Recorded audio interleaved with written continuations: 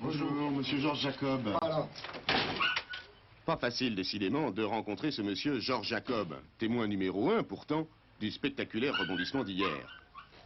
C'est lui, en effet, qui a affirmé aux journalistes du Républicain Lorrain que des policiers étaient venus chez lui prendre des morceaux de cordelette, celle qui avait servi à ligoter le petit Grégory, avant de perquisitionner la maison de Christine Villemain. Or, ce que prétendent justement les journalistes du Républicain Lorrain et ceux du Figaro Magazine, c'est que les policiers auraient opportunément déposé ces morceaux de ficelle qui accusent Christine Villemain avant les 2 perquisitions d'avril 85. Et pour les déposer, il fallait qu'ils les aient en leur possession. Cette ficelle, du reste, constitue depuis longtemps un mystère absolu. Georges Jacob, toujours lui, prétend par exemple avoir acheté chez un droguiste du voisinage, lequel prétend ne pas en vendre. Je voudrais une cordelette en coton câblée 3 torons de 4 brins. Ah non, j'ai pas ça, moi. Je peux pas vous donner ça. C'est 3 torons. La bataille juridique que relancent les avocats de Christine Villemain tournera donc essentiellement autour de cette fameuse cordelette qui liait le corps de Grégory. Les morceaux retrouvés dans la maison des Villemain s'y trouvaient-ils en quelque sorte normalement, ou bien ont-ils été placés là par malveillance? Toute la question est là, désormais. C'est tout. Cela dit, à l'épanche sur Vologne, ce qu'on craint par-dessus tout, c'est un nouveau déferlement de journalistes qui n'ont pas laissé que des bons souvenirs. Car de rebondissement en rebondissement, les témoins s'épuisent.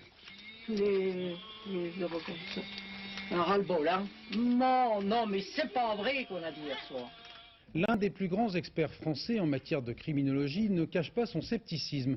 Le professeur Léoté, consulté discrètement dans cette affaire, pense que l'indice de cette fameuse cordelette est devenu mineur dans la nouvelle instruction. Quand on fait une perquisition 6 mois après un crime, ce qui est le cas puisque le crime a eu lieu en octobre 84 et que la perquisition dont il s'agit a eu lieu en avril 85, il peut s'être passé beaucoup de choses. Peut-être que même une personne malveillante a placé quelque chose entre-temps, dans les 6 mois. Mais comment peut-on dire que du moment que la police constate quelque chose à cette perquisition-là, c'est elle qui a placé l'objet? Ce rebondissement, c'est un épisode d'une affaire qui a été instruite suivant une certaine méthode dans le passé. La page a été tournée, on est reparti vers autre chose, et ce n'est pas ce petit point de litige ambigu qui va faire la culpabilité ou l'innocence de qui que ce soit.